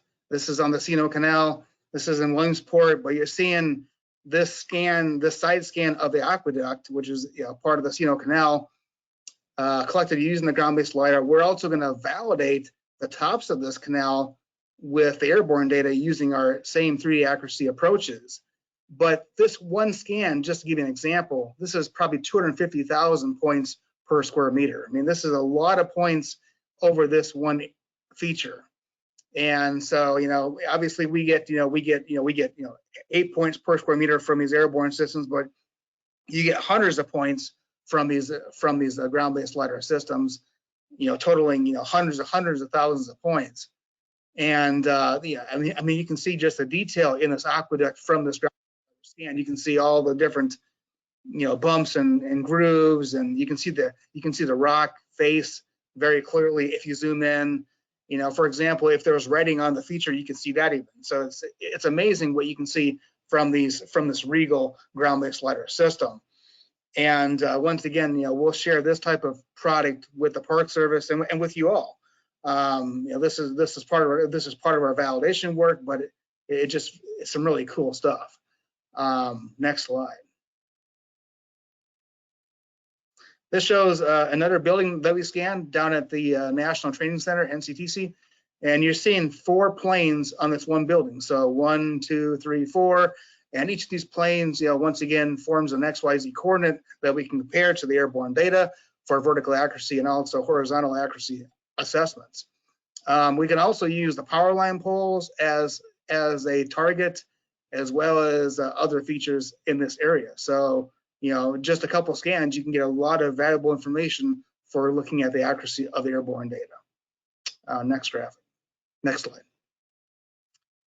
Finally, this slide shows we also place underwater targets to look at the 3D accuracy. This is research for us. We're trying to sort of figure out how to compute the 3D position X, Y, and Z under the water. So we place 5 of these targets in this one area, which is in Big Slack water, upstream from Dam 5, I think. And this shows the location of the targets. They were really close to shore. So this close to shore was about 3 meters in the water. So this got deep very, very fast. Big Slack water, I think the sonar guys got down to about 30 feet. So I would think the lidar might have trouble getting to the bottom of Big Slack water. But, the seasonal bathy lidar sensor is by far the best, deepest channel system out there right now. So if there's a system I guess if there is a system that will map the bottom, it is seasonal. But I want to thank Dewberry again for basically flying over this area once again to grab these targets and help move this research forward. Next slide, please. This shows an example not from Potomac. This is from a project we did out in Oregon on the Mackenzie. So this is those 5 targets under the water. And you're seeing now a point cloud on the right over those targets. So you're seeing how this might be used for looking at 3D accuracy. And this lower graphic here shows the bump of those targets under the water. And as this work moves forward, we're hoping that we can compute the 3D position on top of these targets. Next slide. So, the USGS is moving forward with trying to take the land surface topography and bathymetry from rivers and other features and merging them all together into a seamless model. I also do this work on the coast with CONED. But in theory, this national topography model concept will involve many different data sources. It can involve the national hydrography data set. It could involve groundwater information. It could involve data from satellites at some point, but for now it's involving a lot of topography data from LIDAR and a lot of bathymetry from bathy LIDAR. And we're trying to figure out how to put that all together into a seamless model. Next slide. So we plan to start working on this for actually Potomac 1 starting in fiscal year 2022, which will merge data from CONED from the Chesapeake Bay up to Shepherdstown. So that work is starting. But to show you some practical examples, we finished a project out in Idaho on the Kootenai River. So this shows an example where we've actually merged in data from 2010 Army Corps data with a 2017 bathy LIDAR data. Next slide. And you also see in this example how the profile of the river now is continuous from the banks to the tail leg of the channel, where we have data merged in from bathy LIDAR, acoustic sonar, and how this all fits together. Next slide. This shows one more example from Kootenai where we've actually merged in, this one slide here shows 4 different data sources, but Kootenai had basically 11 different data sources where we fused together into a seamless model, and the overall vertical accuracy of this entire model is about 36 centimeters, which is pretty good when you talk about the various pieces of data coming into the model. And I believe that might be my last slide. Next slide. Oh, this is my last slide. So this shows for every single product that we produce, we actually publish in USGS Science Base, and this also goes with all of our field data. So everything that we do within USGS is made publicly available and made available using Science Base. Thank you very much.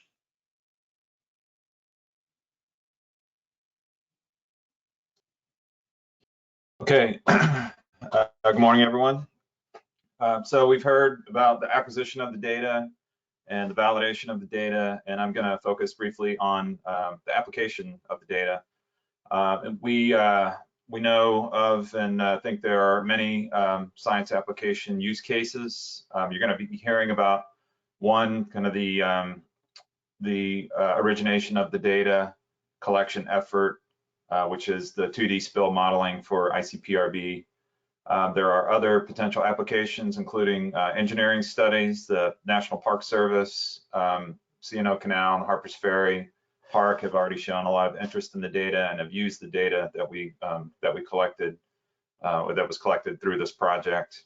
You just heard about bathymetric mapping technology comparison studies that are feeding a rich research program at the USGS. They're also interested in search and rescue applications for Washington County, Maryland, that have been expressed. And then my interest as a research biologist is in aquatic habitat assessment, using different techniques to generate really, for the first time in many areas and over large reaches, continuous models of fish and other aquatic habitats. So I'm going to briefly touch on that, and then you'll hear from Alimatou, Seck, and ICPRB in a little bit on the spill modeling application. John, I'm sorry to interrupt, but oh, there's your screen. Great, thank you. Are you not seeing my screen? Okay. Just as of a second ago, we are, yes. Oh, we're good.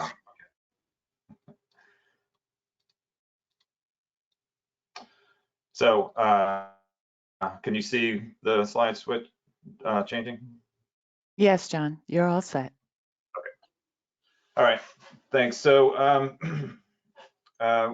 these are some potential habitat attributes that we think we can derive from this data, including floodplain and channel form, bottom elevations and slope. The data as it's collected, if you're familiar with the digital elevation model, it's the elevations of the river bottom as well as the elevations of the nearby land surface features that, similar to topographic Lidar, can be built as a digital elevation model. And then there are also model parameters that you'll see in a moment that can be derived, and that's flow velocity and depth from 2D hydrodynamic modeling. That can be certainly used for the spill modeling, but can be used for other uses as well. Substrate type is another component that we may be able to derive from the LiDAR using the return intensity or the strength of the returns as it interacts with the bottom features. Putting those things together, the depth, flow, and substrate can come up with habitat types, pool, riffles, runs. There's also information, as you can see from the graphic on the right, on geophysical structure, the geologic bedrock features that may be very useful. And then, of course, riparian characteristics from the vegetation, the overhanging vegetation, and the slope and other characteristics of the floodplain that are mapped out in high detail. So this just shows a graphic from other work of the combinations of these three components, velocity, depth, and substrate. Combining those together gives a lot of information on different habitat classes for fish or other aquatic organisms. Can be combined into typical pool, riffle, run, glide characteristics. This is just some work in the literature, but we received the data in, even though it was collected in 2019, it took about a year to get it through the vendors process to construct all the data products, and then through USGS quality assessment. So we started playing around with the data and trying to extract some of these features. So I'll just show you a quick example. This is modeled velocity at point of rocks, and this is at the flow at the time of the data collection. But this is with the IRIC 2D hydrodynamic modeling system and some other colleagues from USGS that helped out on this, John Nelson and Paul Kinzel. So this shows the velocity fields higher velocity at rapid areas and then lower velocity in some of the slower water channel components. And then this is model depth. So taking the water surface elevations and then the bottom elevations and extracting the depth component, again, using 2D hydrodynamic modeling. And finally, the third component of substrate type. This is a graphic showing the return signal, the LiDAR return intensity that we think could be used to extract substrate classes, substrate hardness, and combining those three together to get into different habitat types. Briefly, a discussion of the potential application of this data. I did want to quickly show, I know we may be running up against time limits, but just a quick view of what this data actually looks like. This gray hill shaded view is the bottom elevations, and you can see all of the structure. These blue areas are some areas of dropouts, but it's pretty an incredible data set. These areas within the river channel for a long time with other mapping technologies, especially in these shallow water areas, the non-tidal portions of these large rivers, has been pretty much a black box or a black zone where we didn't know we didn't have mapped out bank to bank what were in these river sections. But with this technology combined with sonar and some of the deeper water areas, we think we can get now bank-to-bank full representation of these river systems, which are going to be an incredible boon for large river habitat studies and other uses. So with that, we're finished, and I don't know if you want to move on to the next presentation or take questions. John, we do have a question from an attendee. Okay. The question is there any chance underwater LiDAR will be used to look at the development of HABs? HAVs, I'm sorry, could you explain? Harmful, I believe it's harmful algal blooms. Oh, okay. Harmful algal blooms are actually are another component of our overall USGS research program, and those are typically sensed with a different sensor, but with the combination of LiDAR data and multispectral data, it is possible to potentially map out areas of harmful algal blooms. Typically, they're done with remote sensing, optical remote sensing capabilities that can look at where the vegetation response is the strongest and then type out potentially the types of algae. This data in particular is the LiDAR data is mostly useful for getting the bottom structure. Where there are submerged aquatic vegetation beds, it may be possible to map those out. But if you see the bottom structure from the substrate near Point of Rocks, you can see these features like this V. This is from an old fish weir that they're still evident in the water channel. So I hope that answered your question.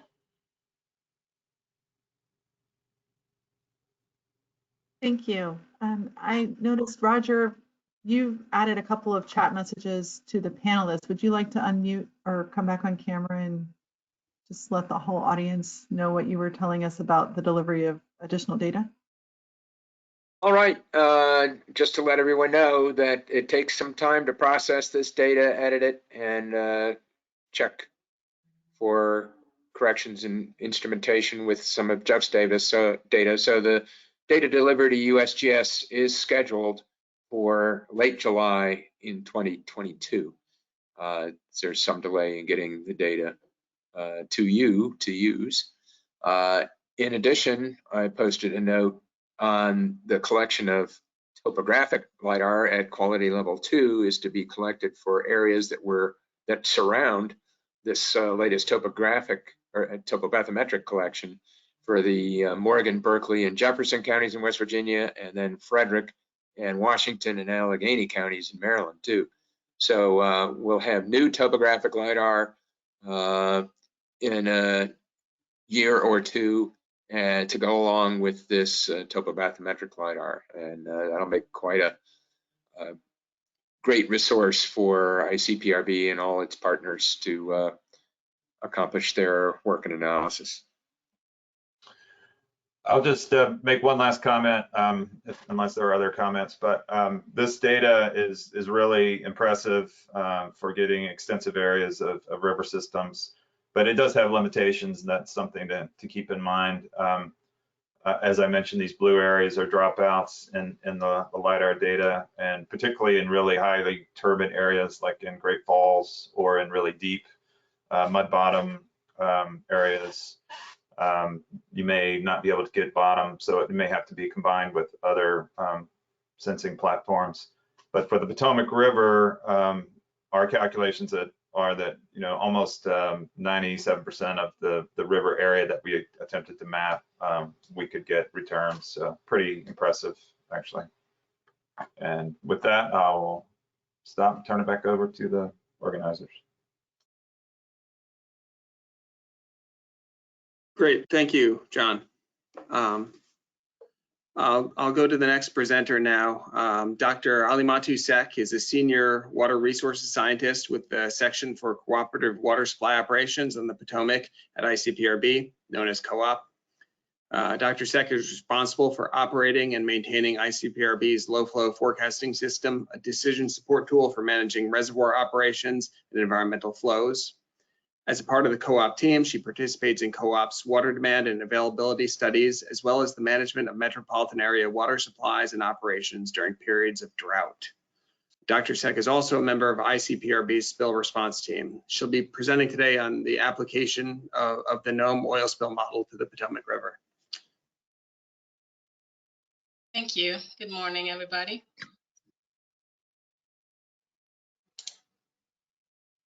Can you see my screen? Yes, Alimatou, it's all set. Yeah, so as Sherry mentioned, one of the things that we do at ICPRB during spill events is to provide travel time estimate of contaminants to Washington metropolitan area water suppliers and other stakeholders. We currently have two operational tools: ERSM, the Emergency River Spill Model, developed by ICPRB, and that is based on dye studies, and IC Water. Both of these models have been successfully used during spill events in the Potomac or in other US basins. The advantages is that they are quick to run and have few data inputs, but they have some assumptions, such as the complete solubility of contaminants, complete lateral and vertical mixing. And while these assumptions might be appropriate for some contaminants under certain conditions, they certainly do not apply to floating contaminants such as oil. Another limitation for these models is that they use constant flow, so there is no time dependency. So the goal for this project was to develop a tool that would allow us to estimate arrival times of floating contaminants, specifically oil, at downstream water supply intakes. We wanted a 2D model that would predict both the longitudinal and transverse movement of oil, taking into account 2D river flows and the effects of wind. So this model should be able to tell us, for example, whether a spill will likely affect water supply intakes on just one side or both sides of the river. To do this, we explored different modeling framework and eventually constructed an oil spill model for the Potomac River using the GNOME software developed by Noaa. The main input to GNOME is a current file representing 2D water velocity. To obtain this file, we tested different approaches, including the use of a steady state hydrodynamic model, CATS, which is Noaa's in-house hydrodynamic model, as well as two state-of-the-art hydrodynamic software, Delft 3D, developed by the Deltares group in Netherlands, and IRIC, developed by USGS and scientists from Hokkaido University in Japan. And as you know, the primary data set was the LIDAR data that was collected in 2019. So what is GNOME? GNOME is the general Noaa operational modeling environment. This is the spill response tool used by NOAA's Office of Response and Restoration. It is publicly available software that predicts movement of oil on water bodies with varying currents, winds, and other processes. It predicts chemical and physical changes, the weathering of oil on water surface, and if the uncertainty in the input data is provided, then GNOME can compute the uncertainty in contaminant trajectories. And it has been used for 20 years in marine and coastal oil spills around the world. And in the past 10 years has been applied to riverine environments, notably in the US to part of the Mississippi River. So in the next slide, I'll step through model construction phase for the hydrodynamic model as well as the trajectory model. So as you're familiar with now, this is the model domain. It's the stretch of a river from Little Falls to Shepherdstown. The elevation range, the elevation value range from minus 1.6 meters to 229 meters with a 1 meter resolution. So as I mentioned earlier, the first flow model that we use is CATS. It stands for Current Analysis and Trajectory Simulation. This is a 2D depth average steady state finite element model that NOAA uses as their in-house hydrodynamic model. This model is designed for rapid modeling. So once it's set up with bathymetry data, grading, and other settings, this model will run within seconds. The actual setup is a little cumbersome because things are not as automated as in a full-blown hydrodynamic model, and a lot of manual inputting and editing of the data needs to be done. So because of that, it did not really lend itself to high-resolution computation. So here we used it, we used a pretty coarse resolution equivalent to 2 to 3 triangular element across the channel width. And the boundary condition here are modeled at a 1 meter difference in pressure between the two domain extremities, Point of Rock and Little Falls. And you can see on the right-hand side, the velocity, magnitude, and direction they vary as we move down through the channels. So these velocities is what we input in the GNOME model. So here I'll show you just some output using the CATS derived velocity. We simulated the release of 100 barrels of medium crude oil in an area upstream close to Point of Rock. To the left is the raw CATS velocities calibrated to the Point of Rock gauge, and to the right, there is a way in GNOME to kind of artificially vary the velocity with time using a time-dependent flow factor. So on the left-hand side, the simulation with steady-state condition, and on the right-hand side, simulation with the transient conditions. And so what I want to highlight is how the variability, the temporal variability in flow may impact the transport of oil particles. And this is particularly important for the Potomac River, which is known to be a flashy river. The simulations start September 29, 2010. And as time goes on, the oil slick move with different processes occurring. And so we can see that the travel time of the contaminants differ between the two cases, as well as the mass balance with different amounts of oil in the water column versus in the land area for those two cases. The second set of flow models that we tested are Delft 3D and IRIX FastMech. These are both state-of-the-art modeling suites that do hydrodynamics, sediment transport, morphology, and water quality. For these models, the domain covered an area from Point of Rock to Little Falls, plus an additional stretch of the river downstream of Little Falls to avoid boundary effects. The small blue dots on the map represent stream gauges with Point of Rock used as an input discharge boundary condition, and the Little Falls gauge for calibration and validation.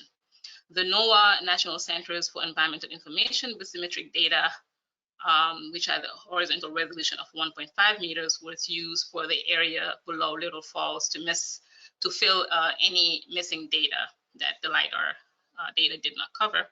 And both bathymetric products were resampled at a 30-meter resolution. We also have inflow data from Monocacy River, Goose Creek, and Seneca Creek. And we run these models for different time periods to test variability of flow condition, very high flow, low flows, or periods during which a significant spill happened. I'll mainly talk about the 2019 period in the following slides. So we use traditional methods of evaluating the model result. Here I show the observed and modeled discharge at Little Falls, which is the gauge that we're using for calibration and validation. The graph shows on the x-axis discharge in cubic feet per second, and then the observed flow in black and the modeled flow in orange. This is with the Delft 3D model. And we find that for the most part, the model captures really well both the magnitude and timing of discharge. After calibration, we had coefficient of determination between 0.75 to 0.94, depending on the grid resolution. This is the same graph, but with the IRIC FastMech model. Again, a good agreement between model and observed discharge.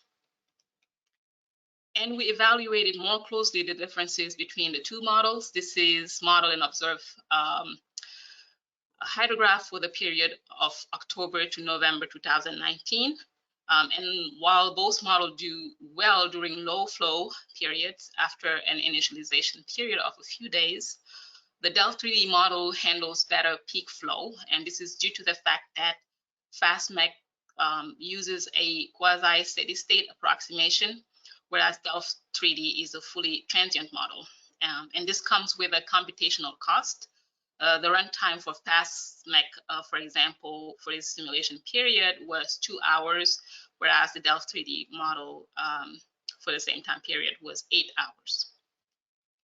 We also evaluated modeled water surface elevation. This is for the period from October to November 2019, so it's average. And it's for a short section of a river above Point of Rocks. And this was done with FastMech, and we have a really good agreement in water surface elevation with the mean square error of 0.21 meters. So based on those analyses, we are confident that this model captures flow volume and variability. And I want to highlight here how the constructed model really provide a wealth of data that can be used for a variety of purposes, as John mentioned. Here I show the Delft 2D interface showing output of the model, the water level elevation here, and then the depths. And then you can see how the water depth changes as we step through time and go through a very high flow period around March 2010. So we can determine dry areas, velocity at each cell, and discharge through a cross section. And then zooming in, we can look at water velocity, which can vary quite a bit transversely, longitudinally, and in time. We see more complex flow patterns as we move through island and other topographic features. We see formation of eddies, mixing zone, etc. And this variability in the flow field will or may have relatively big impact in the transport of floating contaminants. And so the oil is released over that 3 days period. It quickly reaches the Fairfax water intake, and throughout the simulation, the particle remain mostly close to the south bank side of the river. And then when it reached the Elm Island area over here, there are preferential flow paths occurring, and in this area downstream, once the oil reached this area, the presence of this island kind of added a barrier, preventing the oil from moving to the Maryland bank and somehow protecting the WSSC intake. And as things clear up a bit, but then you will see around April 6, 7, another storms comes in, and we see the oil that was previously beached on the banks here being remobilized and creating the second wave of the plume. And things don't really let up until about 20 days after the beginning of the event. And this is consistent with the closure duration of the Fairfax water intake during this event. So in summary, we constructed a steady state and transient GNOME oil spill model for the Potomac River. The flow model, we believe, captured the spatiotemporal variability of river flow and water velocities. The GNOME model was used to simulate the 1993 oil spill model, and we believe that this tool represents an improvement over the previously available 1D tools. And then in the future, we hope to be able to enhance this Potomac River oil spill by extending the model domain up to Shepherdstown, or even further upstream when the data is available. We want to incorporate the flow model into COP's real-time low flow forecast system, and this would cut down the model runtime. And we want to test the particle tracking capability of IRIC and test other IRIC solvers, and this would help us to refine the grid size as well. Second, we want to build transient Occoquan and Patuxent reservoir oil spill. We already have steady state GNOME model for these two reservoirs, and it will be helpful to have transient model as I have shown earlier in the presentation. And finally, it would be great to take advantage of these flow model to build 2D dissolved contaminant transport model for the Potomac River. And with that, thank you for your time. Thank you for listening to me. And I want to thank as well John Nelson from the USGS who assisted us with the FastMech modeling. And that's it. That's what I had for today. So I just want to tell everyone that it's been my pleasure to chair the Drinking Water Source Protection Partnership meetings over the previous year. I want to thank Christy for the really tremendous work that she's been doing in coordinating all the partnership activities and making these meetings run so seamlessly. And then as this meeting comes to an end, MD is going to virtually pass the gavel to Washington Aqueduct for 2022. So with that, I'll introduce Rudy Chao from the Washington Aqueduct. Rudy Chao is currently serving as the general manager of Washington Aqueduct, a wholly owned division of the U.S. Army Corps of Engineers, providing drinking water to the nation's capital, Arlington County, and parts of Fairfax County. Previously, he served as director of municipal utilities and engineering department with the city of Redlands in California, and was appointed under 3 mayors as the director of Baltimore City Department of Public Works. He's also spent more than 2 decades with the Washington Suburban Sanitary Commission, serving Montgomery and Prince George's counties in Maryland.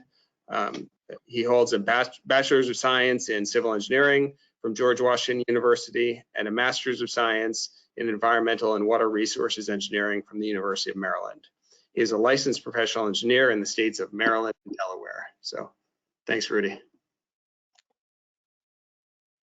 Well, thank you, Greg. I'm not sure what's going on with my camera, but hopefully you can hear me. Yeah, we can hear you. Great. So thank you. It's very honored. And certainly thank you and MDE's leadership on the Potomac Partnership over the past year. And certainly I want to thank Christy for her support of this group as the coordinator, and certainly, Dr. Sham, your comments about the source water protection is wonderful today, and of course our USGS partners sharing about the Lidar survey data, and Dr. Back for showing us how the new model can help better predict the plume behaviors with the oil spills and all that. And I certainly am very eager to get started and continue to amplify what you, Greg, and others have done in the past in supporting of the work groups in the coming year. So, and I continue to counting on and looking forward to the great partnership that we have built with everyone participating. And thank you. And that's all I have to say. So I guess, do I get a call? The meeting is adjourned? Is that what it is? Well, why don't you do it? Gavel's been passed. Okay. All right. The meeting is adjourned then. So thank you all for participating, and looking forward to continue our great work together. You all have a great day.